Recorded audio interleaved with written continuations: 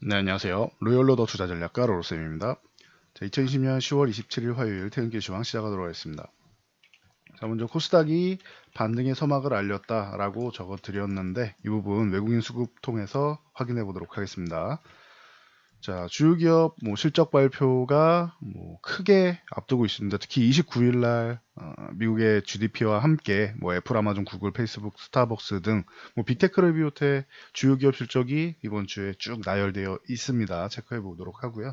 그리고 소외주 순환매 돌고 있었는데 이 부분이 중간중간 이제 휴식이 나온다라고 말씀을 드렸죠. 그래서 이 과정도 다시 한번 설명을 드리도록 하겠습니다. 바로 본론으로 들어가서 다우지수 전일 큰 폭의 하락을 보였습니다. 2% 장중에는 3.4%까지 하락을 했는데 그래도 다행히 일부는 저점 매수가 좀 들어오는 모양이었죠. 27,000포인트를 이탈하지는 않은 최악은 아닌 모습인데 21선 61선 이탈하면서 반등이 좀 빠르게 나와줘야 되는 이런 모습을 만들었습니다. 이 배경에는 이제 주말까지에서도 이제 계속 합의에 근접했다라는 소식만 희망 고문만 할 뿐이지 이 경기부양책이 합의가 대선 전에 안 될 거라는 이제 심리가 작용을 했죠. 거기에 지금이 이 코로나 2차 팬데믹이다라고 하면서 전체적으로 이제 우리나라랑은 좀 달라요. 서양 쪽은 이제 잡히지 않고 있습니다. 코로나 확진자 수가. 그래서 참고 정도 하시면 될 것 같아요. 그래서 코로나랑 이제 정치적 불확실성 두 가지가 모두 이제 우려감을 표현하면서 이 두 개가 모두 동시에 해결되는 방법은 해결은 아니죠. 잠시 임시 이제 봉쇄하는 정도라고 생각하시면 되죠. 그래서 임시 봉쇄책으로 이제 경기 부양책 합의가 나와야 된다라고 말씀을 드렸는데 이게 지연되는 게 문제였습니다. 참고하시면 될 것 같아요. 그래서 다우지수는 2%대 하락을 보였다. 이제 이번 주는 이 부분을 좀 회복해서 60일선은 당연히 회복해야 되고 21선을 돌파하느냐 못하느냐 요 구간이 관건이 되겠죠. 그리고 나스닥 같은 경우도 60일선 지지력 테스트 받고 저점 매수는 들어왔습니다. 꼬리가 조금 더 길고 몸통이 짧은 걸 보면은 나스닥은 다우지수만큼 좀 강하게 밀리지는 않았습니다. 지난주에 나스닥은 먼저 조금 쉬어가는 모습을 보였고 다우가 짱짱하게 잘 버텼기 때문에 한 번에 같이 밀린 겁니다. 은행주 중심으로 해가지고 한 번에 좀 밀렸는데 이 정도 알고 계시면 될 것 같아요. 자, 미국이 이제 3분기 GDP 수치는 나쁘지 않을 거다. 유로존도 그렇고 미국도 그렇고 그 1, 2분기에 비하면은 좀 큰 폭으로 반등했을 거다라고 예상을 하고 있습니다. 29일 날 미국 GDP가 중요하고요. 그리고 우리나라 시각으로 이제 30일 날 이제 새벽이니까 30일 날 확인하시면 됩니다. 그리고 우리나라 같은 경우 속보치로 1.9% 정도가 나와서 그나마 좀 다행이다라고 생각하시면 돼요. 1, 2분기는 최악이었죠. 1분기가 마이너스 1.3%의 1분기, 2분기는 마이너스 3.2% 해가지고 그 우리나라 IMF의 최악 아니냐, 금융위기의 최악 아니냐라는 소식과 얘기까지 나왔었는데 그래도 이제 3분기에는 조금 개선이 되었다라고 생각하시면 됩니다. 어떻게 보면은 전분기 대비해서는 큰 폭으로 개선이 된 것이죠. 그래서 그나마 좀 다행이다. 미국도 이렇게 되지 않겠느냐, 유럽도 마찬가지고. 그래서 기대감을 좀 갖고 있습니다. 그래서 29일 날 이렇게 GDP 발표와 함께 애플, 아마존, 구글, 페이스북 누가 들어도 세계적인 기업이다라는 알 수 있는 빅테크 기업들 그리고 스타벅스까지 주요 기업 실적 발표가 있고 이번 주에 화이자, 머크, 보잉, 마스터카드, 비자 이런 금융 그리고 제약, 글로벌 빅파마들 이런 실적 발표들이 줄줄이 나열되어 있으니 아마 발표는 특정 기업은 좋고 특정 기업은 나쁘고 왔다 갔다 하면서 어느 정도는 상하 파동을 맞추는 혼조권 어닝 시즌은 항상 비슷합니다. 그 정도가 될 것이라고 예상을 하고요. 추가적으로 낙폭을 키우는 요인으로 작용하지는 않을 것이라고 생각합니다. 그래서 참고 정도 하시면 될 것 같습니다. 이번 주는 기존의 이제 정치적인 이슈를 조금 벗어나서 악재를 반영을 해서 그냥 어제 한 차례 시원하게 밀어내리고 그리고 이제 기업 실적 어닝 시즌 쪽으로 돌아간다라고 보시면 될 것 같습니다.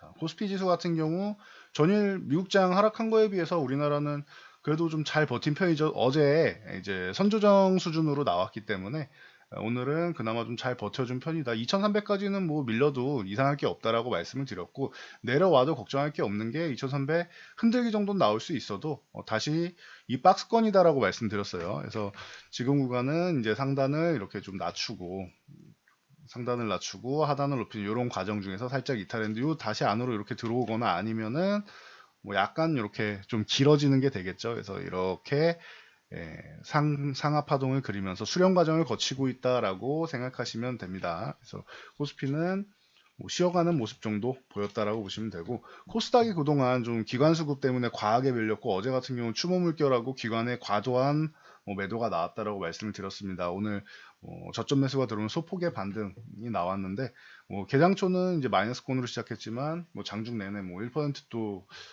언저리를 좀 위협하기도 하면서 위쪽으로 올라가려는 모습을 보였습니다. 오늘 외국인들이 총알을 좀 많이 장전을 해놓고 기다리고 있다. 외국인들은 위쪽으로 이제 언제 반등 나와도 이상할 게 없다라는 눈치를 주고 있는데, 기관이 계속 악성 매물이 나오고 있다라고 말씀을 드렸죠. 브레이크를 잡아야 되는데 핑계거리가 없어서 브레이크가 고장난 것처럼 조금 더 밀어내린 것이다 라고 말씀을 드렸습니다. 그래서 이 구간에서는 공포감을 갖기보다는 내 종목의 상태를 보고 이게 추후에 산업 동향이 회복되는 쪽이냐, 아니면 주가 복원력이 좋은 종목들이냐, 아니면 테마성이나 잘못하면은 회복이 안 될 것 같은 종목이냐, 이거를 확인하시라고 했어요. 그래서 만약에 이 부분에 대해서 여러분들이 조금 어려울 것 같다라고 생각하시면 조금 종목 교체를 좀 생각해 보는 것도 방법이 될 수 있다라고 말씀을 드렸습니다. 그래서 참고하시고요. 자, 외국인들은 코스피 주식을 1000억 정도 매수를 했습니다. 큰 규모는 아닌데 말씀을 드렸죠. 지금 외국인들은 주식을 그렇게 매도하는 움직임이 아니다라고 말씀드렸어요. 기관이 매도하는 거지. 그리고 코스피 쪽은 코스닥 쪽이랑 보시면은 기존에도 계속 꾸준히 말씀드렸죠. 사고 팔고 반복하고 있었지 외국인들이 매도하지 않았다. 어제 같은 경우도 기관이 1600억 매도하는 동안 외국인이 개장 초에는 한 600억 정도 매도하면서 호흡을 맞춰주는 척 했다. 그리고 나서 장중에 저점 대비해서 1000억 정도를 매수하면서 결국은 300억 이상 매수로 마감을 했다. 그래서 외국인 같은 경우는 저점 매수에 나서고 있다. 싹 쓸어 담고 있다. 어제도 1000억을 담았다라고 말씀을 드렸는데 오늘도 2000억 이상, 굉장히 큰 규모죠. 2371억을 매수하면서 코스닥을 저점에서 좀 어느 정도 담아 놓는 모습입니다. 꾸준한 수급이 나오면 좋겠지만 환율 영향력도 좋아요. 최근에 이제 원화 강세로 해서 환율이 이제 낮아져 있기 때문에 정확하게는 달러가 약한 거죠. 그래서 이런 모습을 보이면서 이제 코스닥 쪽에 외국인 수급이 강하게 들어오기 시작했고, 기관 투자자들도 이 현재 구간에서는 매도를 이제 강하게 쏟아내지는 않는 이 정도 수급은 되고 있습니다. 참고하시고요. 대신 선물 동향이 외국인들이 그동안은 좋았었는데 오늘도 코스피 주식이랑 이런 부분 나쁘지 않은데 파생 동향으로 혹시 모를 위험에 대비하는 정도는 됩니다. 그래서 선물 같은 경우 큰 매도 수량은 아니지만 2600계약 정도 매도, 요거는 중립 이하로 볼 수 있고, 옵션 동향 같은 경우도 콜옵션 매도, 풋옵션 매수로 해서 콜옵션 매도는 위쪽을 막아놓는 거다라고 말씀드렸어요. 이거 계속 말씀드렸듯이 2420 전후되는 2400 위쪽 구간을 꾸준히 막아놓고 있습니다. 오늘은 이 아래쪽도 살짝 막기는 했는데 그건 큰 물량은 아니고요. 주로 이제 막아놓은 구간이 이 현재 구간이다. 2400 구간이다. 그러면은 이 콜옵션 매수가 좀 더 들어와야 좀 긍정적일 수 있다라고 보시면 됩니다. 아직도 만기일까지는 보름이 남았기 때문에 언제든지 변동될 수 있습니다. 포지션을 현재 구축해 나가는 과정이고요. 그리고 풋옵션 매수 같은 경우는 하락 포지션을 구축하는 것인데, 그렇다고 해서 아랫방향을 크게 열어놓고 밑으로 내려가야 수익이냐? 그건 아니에요. 추가적으로 급락이 나온다기보다는 혹시 모를, 지금 미국이 워낙 불안정하다 보니까 돌발악재가 나오거나 할 수 있기 때문에 이제 미리 해지를 좀 걸어놓는 정도로 판단하시면 됩니다. 그래서 외국인들이 이제 코스닥을 이제 저평가됐다라고 생각하고 어제부터 해가지고 그러면 저점 대비해서는 3천억 이상을 이틀 동안 매수한 겁니다. 이게 코스피 주식 3천억이면은 그냥 조금 매수했네요. 매수할 만큼 했네요. 괜찮네요 정도인데, 코스닥은 1000억 이상만 돼도 굉장히 큰 금액이고 3000억이면 어마어마한 금액입니다. 이틀 동안 3000억이면. 그래서 좀 의미 있는 매수가 아니겠느냐. 물론 단기적으로 다 처리하면은 다시 매도하면 문제가 되겠지만 좀 어느 정도는 의미를 갖고 있지 않겠느냐라고 보고는 있습니다. 일단 조금 더 지켜보자고. 연속적인 수급이 중요하니까. 그래서 가능성은 충분히 만들었다라고 보시면 됩니다. 자, 삼성전자 같은 경우는 6만원 위쪽 구간에서는 저항을 받는다. 6만원에서 62,000원 사이에서는 한 차례 이제 정리를 하고 소부장 쪽으로 교체하는 건 어떻겠느냐라는 의견을 제시해 드렸습니다. 경제신문 가시면은 제가 칼럼 올려놓은 거 있으니까 확인하시면 됩니다. 칼럼 같은 경우는 제 로로셈 치면은 다 나오게 돼요. 뉴스 탭에서 로로셈 치면은 원포인트 레슨이라고 해서 다 나오게 됩니다. 참고하시고요. 그래서 삼성전자는 6만 원 구간 뭐 저항 받고 있는데 걱정 없다라고 했어요. 삼성전자 3분기 실적 확인해 보시면은 지금 뭐 전체적으로 반도체 우려됐던 반도체도 선방하고 가전 쪽 굉장히 좋았고 스마트폰 쪽도 뭐 화웨이 이 반사이익으로 스마트폰이나 이제 5G 통신 장비 같은 경우도 좋다. 그럼 생각보다 계속 실적이 좋게 나오고 있죠. 삼성전자의 경우는 그렇기 때문에 이 주가는 기업 가치에 수렴하게 되어 있다라고 말씀드렸고 지금 사상 최고가를 또 앞두고 있기 때문에 망설이고 이제 쉬어가는 구간은 자연스러운 현상이라고 했어요. 그래서 삼성전자는 이렇게 지금 수렴 과정을 거쳐가고 있는데 이 수렴 과정을 거쳐가는 게 끝나면은 62,000원을 돌파하게 될 것이고 그리고 62,000원을 넘어가게 된다면 이제 사상 최고가를 돌파해서 위쪽으로 더 추가 상승 내년에는 충분히 가능하다고 말씀드렸어요. 빠르면 연말 늦어도 내년에는 충분히 가능하다라고 말씀을 드렸습니다. 삼성전자는 여기서 끝날 종목은 아니다라고 말씀드렸습니다. 그래서 뭐 반도체 업황을 보나 전체적인 뭐 통신 장비에서 발전하는 쪽을 보나 내년에는 뭐 5G 쪽이 이제 뭐 본격적으로 이제 투자가 이루어진다라는 것도 다 말씀을 드렸기 때문에 설명은 누누이 지금 몇 달 동안 말씀을 드렸습니다. 수개월 동안 정확하게는 작년부터 해서 말씀을 드렸죠. 근데 코로나 때문에 한풀 꺾였기 때문에 다시 설명드린 것만 해도 6개월이 넘었습니다. 그러니 참고하시면 될 것 같습니다. 삼성전자는 위쪽으로 갈 수 있는데 지금 구간에서는 당연히 소부장이 더 유리하다라고 누누이 말씀드렸습니다. 수익률 측면에서는 참고하시고요. 자 오늘 셀트리온 그룹주가 최근에 호재를 뭐 꾸준히 만들어내고 있습니다. 진단키트 이슈도 있고 이번에 아테 류마티스 학회에서 이제 램시마 SC를 류마티스 관절염 임상 3상 쪽 결과에서 긍정적으로 발표됐다라고 합니다. 그래서 류마티스 환자 343명 대상으로 이제 30주까지는 이제 램시마 정맥 주사 그러니까 램시마라고 생각하시면 돼요. 이거는 IV 그 정맥 주사 제형으로 해서 하는 것이고 그리고 피하 주사 제형으로 이제 하는 것 해서 이제 각각 54주까지 이제 투여를 하는 겁니다. 그래서 이 전체 투여한 결과 항체 반응이 의미 있는 지표를 확인했다라고 합니다. 그래서 중요한 거는 이제 이 제형에 따른 면역 원성이 차이가 있느냐 없느냐인데 이 부분이 차이가 없다는 게 입증됐다라는 게 중요하죠. 그래서 이 정맥주사 제형 우리가 누워가지고 닌겔이라고 하죠. 보통 이제 누워가지고 2시간 이렇게 맞아야 되는 것이고 그리고 피하 주사 제형 같은 경우는 우리가 간편하게 놓을 수 있는 주사기예요. 주사로 이렇게 놓으면 누구나 놓을 수 있죠. 그래서 이 피하 주사 제형 같은 경우는 간편하다. 근데 이게 효과가 비슷하다고 하면 굳이 누워서 맞을 필요가 없겠죠. 이걸보다는 간편한 걸 다들 원하겠죠. 그렇기 때문에 이 램시마 SC를 존슨앤존슨도 SC 제형으로 피하 주사 제형으로 이제 개발하는 것에 실패를 했는데 셀트리온이 굉장히 좋은 성과를 계속 거두고 있다라고 생각하시면 됩니다. 그래서 참고하시고요.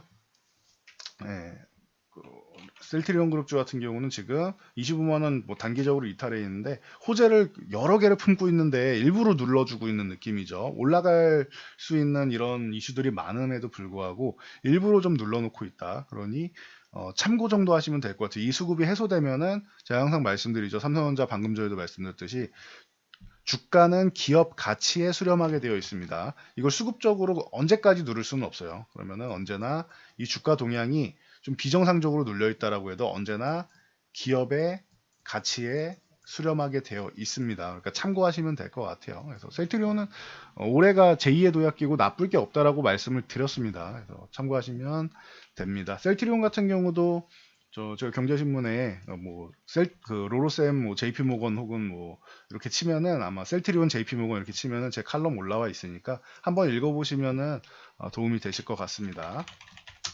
자, 그리고 삼성 SDI 같은 경우는 이제 오늘 실적 발표를 했는데 이제 매출액은 자, 3조 872억. 그래서 전년 동기 대비해서 플러스 20.22%입니다. 그리고 이제 영업이익도 이제 2,674억으로 해서 전년 동기에서 이제 61% 어마어마한 성장을 거두었습니다. 순이익도 2,407억으로 해서 10%. 그래서 좋은 성과를 거두었습니다. 그래서 호실적을 발표를 했고, 그래서 오늘 소폭 일부 반등이 나왔습니다. 그래서 전지 사업 부분도 유럽의 전기차 지원 정책, 이건 뭐 다들 알고 있는 사실이죠. 그리고 계절적 성수기 진입으로 해서 매출 효자 노릇을 이 2차 전지 배터리 쪽이 잘 해주고 있고, 전동공구랑 모빌리티 쪽은 이제 원형 배터리 수요가 조금 회복되고 스마트폰에 공급되는 파우치 쪽도 확대되면서 뭐 중대형이나 이제 소형까지도 뭐 양호했다. 전자재료 쪽 사업부도 편광필름이 최근에 TV 판매가 좋았다라고 계속 말씀드렸죠. 삼성이랑 LG랑. 그래서 TV, 모니터, 태블릿창 매출이 증가하면서 전자재료 쪽, 편광필름 쪽도 좋았다라고 생각하시면 됩니다. 그러면 삼성 SDI도 호실적이 나온 게 긍정적인 요인이 될 수 있겠죠. 적어도 최근에 이만큼 상승한 부분에 대해서는 실적으로 뒷받침이 되는 것이고, 내년에는 성장성이 더 두드러질 것이다라고 얘기를 하니 전기차 부분 매출 쪽은 더 좋을 거다라고 이제 시장에서 전망을 하고 있으니 참고하시면 될 것 같아요. 특히 유럽 쪽에 기대감이 크죠. 삼성 SDI는 참고하시면 될 것 같습니다. 자, 기아차 전일 실적 잘 나왔다라고 말씀드렸는데 장마감 후에 나온 거라 뭐 반영은 오늘 됐습니다. 그래서 5만 원대를 돌파했습니다. 5만 원 유지해주면 뭐 나쁠 게 없겠죠. 그래서 지금 기아차 같은 경우는 뭐 좋은 모습을 보였고, 그래서 이 계열사 중에서 현대모비스라던가 뭐 이런 종목들도 이제 위쪽으로 24만 원을 돌파했으니까 같이 좀 보시면 될 것 같아요. 이런 쪽도 나쁘지 않다. 저는 항상 뭐 기아차 쪽 좋아하고 현대차보다는 기아차를 더 좋아하고 기아차랑 이제 모비스랑은 좀 번갈아 가면서 매매, 혹은 전기차 쪽을 좀 관심 갖는 분들이라면은 만도 같은 경우도 좋다라고 뭐 누누이 말씀을 드렸었으니까 참고하시고, 조금 소형 종목으로는 이제 뭐 성우하이텍 같은 경우도 자동차 부품주 쪽에서는 뭐 가장 뭐 핵심적인 종목 중 하나다라고 말씀드렸는데, 오늘 저점 매수 뭐 잘 들어왔고요. 아래꼬리 쭉 달고 추가 하락은 방어해주면서 이제 양봉으로 21선 쫙 잘 붙여놨습니다. 그리고 뭐 3기, 원래 3기 오토모티브였는데 이 사명을 이제 변경하면서 좀 줄었습니다. 편해졌죠. 3기 같은 경우도 이제 저점 매수 정도는 들어오는 모양이에요. 반전 정도는 만들 수 있겠죠. 그래서 이 종목 같은 경우도 이제 한 3,200원대를 넘어가느냐가 관건이 될 것 같습니다. 그래서 이런 좀 규모 있는 종목들과 이제 중소형주까지 이제 결합해서 같이 보시면 될 것 같고요.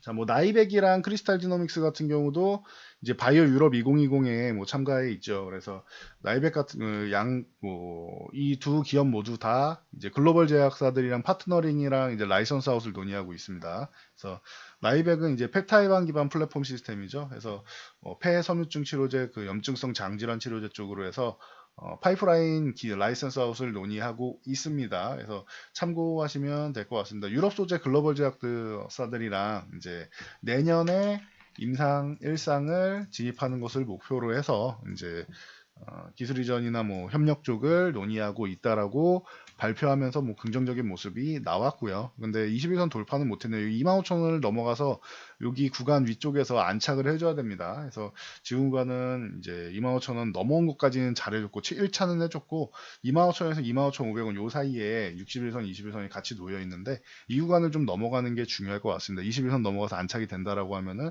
다시 한번 위쪽을 뭐 볼 수는 있겠죠. 그래서 뭐 과하게 이 종목이 뭐 11% 상승했지만 전일 뭐 하락한 부분이랑 비교하면은 뭐 큰 차이는 없기 때문에 이 종목을 추격 매수하기보다는 뭐 25,500원 넘어가 돌파해서 이제 안착이 되는지를 확인하고 들어가셔도 뭐 늦지 않을 것 같습니다. 잘못하면은 맞고 또 밀리면 피곤해지니까요. 그리고 크리스탈 지노믹스 같은 경우도 마찬가지입니다. 그래서 크리스탈 지노믹스도 이제 혁신 신약 후보죠. 이제 아이발티 노스타드나 이제 골관절염 치료 신약이죠.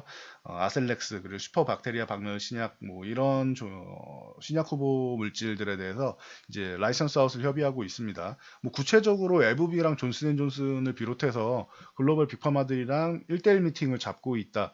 그리고 이 관계사들이 이제 27개사가 된다라고 뭐 밝혀져 있죠, 지금 시장에. 그러니 뭐 참고 정도 하시면 될 것 같습니다. 크리스탈도 지금처럼 이렇게 뭐 시장 영향력으로 밀려 내려왔는데 끝까지 내려가는 것보다는 이제는 좀 반등 타이밍이 오지 않았느냐라고 스스로 이제 얘기하는 것 같은 모양을 보이고 있습니다. 참고하시면 될 것 같아요. 그리고 AD 테크놀로지 같은 경우도 삼성전자 파운드리 에코시스템 파트너로 선정됐다라고 발표만 이제 한 거죠, 사실은. 이렇게 선정됐다라고 하는데, 원래 AD 테크놀로지가 발표가 바로 될 수가 없는 게 TSMC랑 올해 3월에 계약이 해지를 당했어요. 이게 왜 그러냐면은 삼성이 작년에 이제 비메모리 133조 투자하겠다라고 발표를 한 다음에 이 파운드리 쪽으로 이제 비메모리 시장에 뭐 강자가 되겠다라고 했는데 팹리스 업체들이랑 이제 이어주는 중간에 칩리스 이 디자인 하우스 쪽 분야 이제 업체를 선정을 하고 알아보는 가운데 우리나라에서는 뭐 딱 한 종목 떠오르는 게 AD 테크놀로지란 말이에요. 그냥 단연 독보적이란 말이죠. 예. 다른 기업들에는 좀 미안하지만 뭐 어쩔 수가 없는 거죠, 그거는. 그래서 TSMC랑 거래 중인 거를 아무래도 삼성전자 뒤에서 쿡쿡 찌르지 않았느냐. 우리가 이렇게 투자를 할 건데 TSMC 점유율 뺏어오고 하면 우리도 나쁘지 않다. 우리랑 거래를 해보자. 당신네들한테도 좋은 기회다. 만약에 TSMC가 우리가 성공을 해서 물량이 줄어들게 되면은 수주 물량 줄어들고 하면은 본인들도 이제 피곤할 거 아니야. 오히려 성장성 좋은 우리랑 계약을 하자. 뭐 이렇게 뭐 옆으로 찔렀겠죠. 어떻게 얘기했는지는 본인들만 알겠죠. 그래서 옆구리 쿡쿡 찔러서 이제 TSMC가 이제 반응을 한 거죠. 어떻게 된 건지 사실을 해명하시오라고 했는데 AD 테크놀로지가 답변을 하지 않았죠. 그러면서 3월에 계약 해지가 되고 그리고 나서 발표만 한 7개월 있다가 지금 하게 된 겁니다. 그래서 이거는 정해진 수순이다라고 기존에도 수차례 말씀을 드렸습니다. 그래서 뭐 최근에 좀 과하게 좀 밀어서 내렸었는데 이건 좀 너무하지 않냐라는 뭐 정도로 볼 수 있고 그래서 뭐 24,000원 정도 회복되면은 다시 한번 뭐 멋진 모습을 보일 수 있는 종목 3만 원 아래 있을 종목은 아니다라고 뭐 꾸준히 말씀을 드렸습니다. 앞자리 단위가 뭐 한 두세 번 정도는 바뀌어도 이상할 게 없는 종목이다라고 꾸준히 말씀드렸으니 참고하시고요. 자, 위메이드 같은 경우 이제 MMORPG 미르포가 사전 예약자가 이제 200만 명을 돌파했다라고 합니다. 그러면서 이제 요 38,500원 구간 이 구간을 돌파 시도하고 있습니다. 그래서 참고 정도 하시면 될 거예요. 뭐 지스타 쪽에 뭐 메인 스폰서로 선정됐다라고도 하는데 뭐 참고하시면 될 것 같습니다. 그래서 위메이드 뭐 기존부터 뭐 탄탄한 종목이었기 때문에 게임즈 중에서는 그래도 저력 있는 종목이죠. 만약에 38,500 요 구간을 안착해 준다라고 하면은 이제 4만 원대로 넘어가서 위쪽 방향 다시 한번 전고점을 두드릴 수 있겠다 보시면 되고요. 엔소프트가 최근에 조금 어려운 모습을 보였었는데 쉬어가는 모습을 보였죠. 그래도 75만 원 구간에서는 반등이 잘 나왔습니다. 61선 돌파 실패하고 21선 구간까지 내려와 있는데 지금 구간에서는 다시 한번 반등 모색해서 요 81만 원 중반에 있는 이제 61선을 넘어가주는 게 중요합니다. 그리고 여기를 넘어야도 85만 원을 도전하고요. 그래서 뭐 단계별로 저항이 좀 많긴 한데 요 81, 2만 원 구간대 돌파하고 85만 원까지 여기까지는 그래도 넘어가서 안착해 있어야 그래도 NC소프트가 조금 안정화가 되는구나 생각할 수 있습니다. 참고하시면 될 것 같습니다. 그래서 대장인 NC소프트가 이제 바닥 찍고 이제 반등을 모색하기 시작했다. 보시면 되고 펄업시스 같은 경우도 최근에 이제 뭐 박스권 구간에서 좀 쉬어가는 모습이었는데 그래도 20만 원 구간 정도는 지켜주려고 하는 모습입니다. 그래서 게임주들 같은 경우도 언택트 관련 수혜주다라고 무수히 말씀드렸습니다. 그다음에 뭐 뮤 온라인으로 좀 유명한 뮤로 유명한 이제 웹젠 같은 경우도 좋은 IP를 보유하고 있고 이 32,000원에서 이제 뭐 4만 원 정도 되는 이 구간에서 박스권을 지금 형성을 하고 있죠. 그래서 이 구간에서 그러면은 저점 구간 정도에서는 지금 이렇게 반발 매수 들어오는 거 보면은 박스권 중단만 해도 36,000원이고 상단으로 치면은 뭐 4만 원이기 때문에 뭐 참고하시면 될 것 같습니다. 자, 그리고 드래곤 플라이 같은 경우도 마찬가지로 이 종목 같은 경우도 뭐 저력 있는 종목이죠. 뭐 박스권 하단 쪽에 붙어 있는데 뭐 자꾸 뭐 한 차례씩 이탈하면서 이제 위기감 만들었지만 결국에는 요 구간은 회복해주고 있다. 2,600원 구간 정도 회복해주고 위쪽 3,000원 초반 정도를 돌파하게 되면은 다시 한번 시세를 만들 수 있는데 위에 저항권까지 뭐 61선도 그렇고 위에 가격 저항 3,000원대도 돌파를 지금 뭐 앞두고 있는 모양입니다. 그래서 여기를 넘어가줘야지 좀 더 좋아질 수 있다 보시면 되고 좀 쉬고 있는 종목으로는 이제 방금 전에 말씀드렸던 대장주 NC소프트하고 W게임즈 같은 경우도 보실 수가 있을 것 같습니다. 이 종목 같은 경우는 다른 뭐 MMORPG 쪽 계열이나 뭐 액션 게임 쪽하고는 다르게 뭐 이제 카지노 관련 쪽이라고 보시면 돼요. 우리가 지금 코로나 때문에 카지노를 갈 수가 없죠. 그러니까 뭐 이렇게 온라인으로 이제 할 수 있는 모바일 온라인으로 할 수 있는 이 W게임즈 같은 경우가 굉장히 좋은 모습을 보일 수 있다. 그동안도 실적 모멘텀이나 여러 가지 측면에서 좋고 코로나 영향력으로도 수혜를 받을 수 있다고 말씀드렸는데 최근에 조금 쉬어갔습니다. 이게 7만 원 아래에 있을 종목은 아니다라고 보고 있고요. 7만 원 위쪽으로 넘어가면 8만 원 돌파 시도 다시 한번 나올 거라고 생각합니다. 8만 원 넘어가면 또 다시 새로운 시세를 만들러 갈 수 있겠죠. 그래서 우선적으로는 7만 원 구간, 7만 원대를 회복하는 게 가장 우선적인 방법이 될 것 같습니다. 그래서 이 종목도 지금 바로 매수라기보다는 이거는 저점에서 이제 양봉이 하나 나오는 걸 조금 기다려 보는 것도 방법이 될 수 있습니다. 참고하시고요. 자, 모두 투어가 실적이 나왔는데 매출액이 뭐 어마어마합니다. 매출액이 뭐 당연한 결과이긴 한데 코로나 시대의 영향으로 81억, 저번에 2분기에는 30억이었죠. 그래서 2분기보다는 계속이 41억입니다. 죄송합니다. 41억. 2분기에도 30억이었는데 그러면은 2분기랑 3분기랑 합쳐갖고 매출액이 71억밖에 안 되는 거예요. 전년 동기 대비해서 94%가 줄었습니다. 그냥 여행을 아무도 안 갔다라고 생각하시면 되죠. 그래서 최근에 반등이 나옴에도 불구하고 제가 이건 순환매 정도인 상황이고 여러분 주변에 해외여행을 가시는 분들이 많은지 한번 보시면 좋을 것 같다라고 말씀을 드렸죠. 그나마 제주도 정도야 조금 움직인다고 쳐도 해외여행 같은 경우는 제 주변에서는 저는 그래도 젊은 축에 속하는데도 다들 꺼려하는 눈치가 보여집니다. 그리고 갔다 오면 또 2주 격리 문제도 있고 해서 뭐 해외여행 쪽은 그렇게 좀 원활하지 않다라고 기존에도 말씀을 드렸었는데 그게 뭐 결과로 나오는 거다라고 보시면 될 것 같습니다. 그래서 지금 아직까지는 조금 뭐 쉽지 않은 구간이고 그러다 보니 이제 뭐 대한항공이나 이런 뭐 항공주 같은 경우도 마찬가지고요. 이쪽도 마찬가지고요. 뭐 미국의 항공주들도 같이 뭐 밀렸죠. 코로나가 저렇게 되면서 그래서 이렇게 반등 정도는 나오는데 요 21,000원 요 구간 21,000원에서 22,000원을 돌파해야 되는데 돌파할지는 잘 모르겠다. 우선적으로 백신이 나오고 이런 좀 더 강력한 호재가 나와야지 지금 이 정도로는 글쎄요라고 말씀드렸습니다. 그나마 대한항공 같은 경우는 그래도 여객이 아니어도 화물 부분이 있기 때문에 대한항공이 그나마 조금 매매를 한다면 대한항공 쪽을 보지 않겠느냐라고 말씀을 드렸습니다. 그래서 참고하시면 될 것 같습니다. 그래서 나머지 뭐 여객 쪽 중심으로 하는 이런 기업들은 그다지 저는 이제 매매 대상으로 여기지 않는다라고도 누누이 말씀을 드렸습니다. 참고하시고요.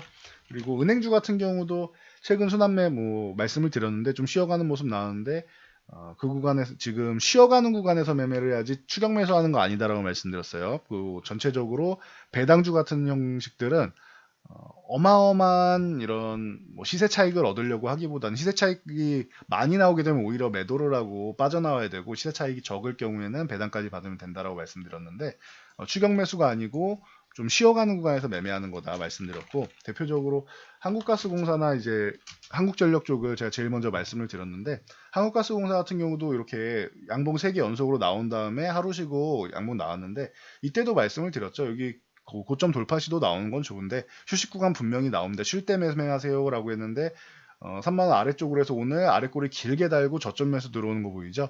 그러니까 이런 날부터 해가지고 한 번에 매수라기보다는 이 종목을 뭐 예를 들어 20%내 비중이 20%를 매매한다라고 하면은 지금부터 해서 뭐 5%에서 10% 매수하고 21선 구간까지 해서 뭐 분할 매수하는 방법식으로 들어가면은 뭐 양호할 수 있겠죠. 그렇게 해서 여러분들이 이렇게 상승할 때 추격 매수하는 게 아니고 쉴 때 분할로 이렇게 매수를 해 나가시는 게 좀 유리할 수 있다라고 보시면 됩니다. 배당주 같은 경우는 절대 추격 매수하시면 안 됩니다. 뭐 다른 것도 마찬가지지만 배당주는 특히나 추격 매수에도 먹을 게 아주 크지 않기 때문에 크게 나오면은 운도 따른 거다라고 생각하시면 돼요. 그래서 뭐 지주사가 됐건 배당주가 됐건 뭐 겨울철주가 됐건 계절 관련주가 됐건 그런 쪽은 이렇게 조정이 나왔을 때 쉬는 구간에서 만약에 이게 안 나오면 어떻게 합니까? 내 종목 아니에요. 종목은 많잖아요. 그러니까 아쉬워하지 말고 기다렸다가 매매하는 게 맞다라고 뭐 예시를 들어드렸습니다. 그래서 참고하시면 될 것 같습니다. 한국전력 같은 경우도 큰 상승이 나오는 종목이 아니라 굉장히 무겁다라고 말씀을 드렸죠. 21,000원 회복되는 게 중요하고 이렇게 양봉 나왔을 때 매매하는 거 아니다. 또 쉬는 구간 나온다라고 말씀드렸는데 쉬면서 뭐 21선 이탈해서 더 뭐 2만 원 이제 중반까지도 다시 나왔죠. 그러니까 이런 구간에서 관심을 갖는 거예요. 관심을 갖는다라고 하면 추격 매수하는 게 아니고 위쪽에서 매매 안 해도 매수 타이밍 다시 줄 겁니다라고 말씀드렸죠. 이거 굉장히 무거운 종목이라서 막 타다다닥 해가지고 급등주처럼 날아갈 이유는 거의 없다. 그 이유라고 치면은 과도하게 눌려 있었으니까 수급이 들어오는 건데 그 정도까지 뭐 강하면은 시장이 좀 비정상적인 게 아니겠느냐라고 말씀을 드렸죠. 그래서 물론 지금 시장이 비정상적이긴 하지만 그 정도로 이제 한국전력이 뭐 강하게 뭐 치고 가지는 못했습니다. 그래서 이 구간에서 그러니까 매매할 때 이런 식으로 저렴해져 있는 구간에서 모아가는 거예요. 한국전력 같은 이런 식으로 밀려 있으면 모아가는 게 되는 거죠. 싸게 해서 모아서 이제 배당 정도 받는 그 정도로 보시면 될 것 같습니다. 그리고 주가가 워낙 많이 눌려 있는데 탈원전 때문에 안 좋았던 실적이 올해는 개선돼 뭐 크게 개선되는 구간이라서 다시 배당을 줄 수 있다라고 말씀을 드렸습니다. 그래서 참고하시면 될 것 같습니다. 네. 저는 여기까지 말씀드리고 물러가도록 하겠습니다. 영상이 도움되셨다면 좋아요, 댓글, 그리고 알람 설정해 주시고요. 그리고 영상 잘 참고해서 모두 안전 투자하시기 바랍니다. 최근에 좀 걱정하셨던 분들 코스닥 지금 저점 매수 쭉 나오고 있고 외국인들 변화한다라고 계속 말씀을 드렸는데 오늘 본격적인 액션이 나왔으니까 너무 걱정하지 마시고 조금 기다리시면은 제가 볼 때는 좋은 종목을 보유하고 있다. 그리고 최근에 좀 어려웠던 종목들이어도 이제 내년에 좋아지는 섹터들이다라고 하면은 연말에서 연초 정도면은 회복은 물론이고 전고점 돌파하는 종목들 많이 나올 거다라고 말씀을 드렸습니다. 이 부분만 정확하게 알고 가시면은 될 것 같습니다.